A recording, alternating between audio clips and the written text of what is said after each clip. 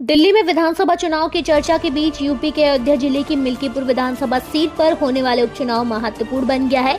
यह उपचुनाव सिर्फ क्षेत्रीय राजनीति का हिस्सा नहीं बल्कि बीजेपी और समाजवादी पार्टी के बीच प्रतिष्ठा की लड़ाई भी बन चुका है।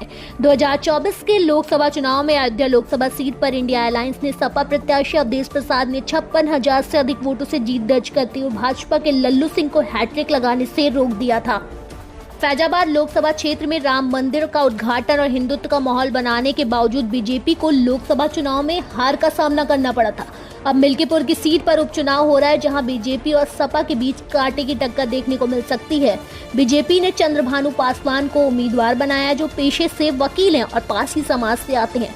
चंद्रभानु रदौली से 2 बार जिला पंचायत सदस्य रहे और मौजूदा समय में उनकी पत्नी जिला पंचायत सदस्य हैं। चंद्रभानु पासवान का परिवार मुख्य रूप से सूरत की साड़ियों का व्यवसाय करता है।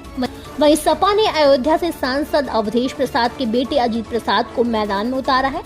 वहीं बीजेपी के प्रचार की कमान खुद मुख्यमंत्री योगी आदित्यनाथ ने संभाल रखी है, जो लगातार मिल्कीपुर का दौरा कर रहे हैं, वहां के विकास कार्यों को बढ़ावा दे रहे हैं।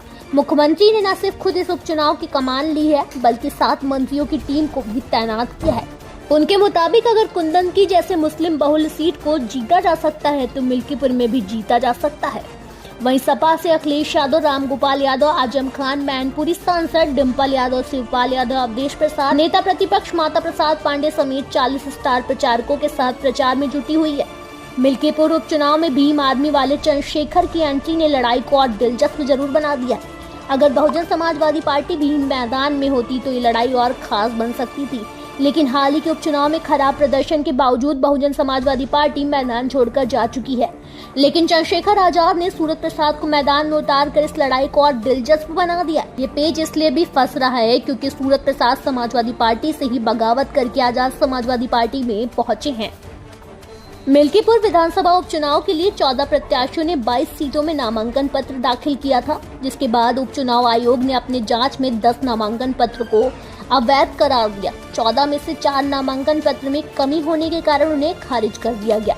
चुनाव आयोग के मुताबिक सपा से अजीत प्रसाद, भाजपा से चंद्रभानु पासवान, आजाद समाज पार्टी से संतोष कुमार, भारत उत्सव पार्टी से PRA, राष्ट्रीय जनवादी पार्टी से सुनीता, निर्दलीय वेद प्रकाश, अरविंद कुमार, कंचन लता, भोलानाथ, बाबूराम के नामांकन सही पाए गए हैं।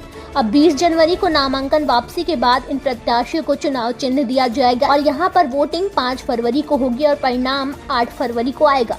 मिल्कीपुर में करीब 3.58 लाख मतदाता हैं, जिनमें पासी, दलित, यादव और मुस्लिम समुदाय के लोग शामिल हैं और इस उपचुनाव में पासी वोटर्स अहम भूमिका निभा सकते हैं। और वही यह भी कारण है कि दोनों मुख्य पार्टियां इस समुदाय के चेहरे पर दांव लगा रही हैं और सपा और बीजेपी के बीच यह जंग अब पासी बनाम पासी में तब्दील हो गई है। मिल्कीपुर सीट पहले 2012 में सपा के पास थी, 2017 में बीजेपी ने इसे अपने नाम किया था, 2022 में यह फिर सपा के पास चली गई थी। इस बार सपा और बीजेपी के बीच यह मुकाबला 2027 के विधानसभा चुनाव का परिणाम तय कर सकता है। कांग्रेस ने सीट पर उम्मीदवार न उतारने का निर्णय लिया और सपा को समर्थन देने का फैसला लिया, जिससे यह लड़ाई सिर्फ बीजेपी और सपा के बीच हो गई है। अब यह देखना है कि इस प्रतिष्ठा की लड़ाई में जीत किसकी होती है, क्योंकि यह न केवल मिल्कीपुर बल्कि पूरे यूपी की राजनीति को प्रभावित कर सकता है।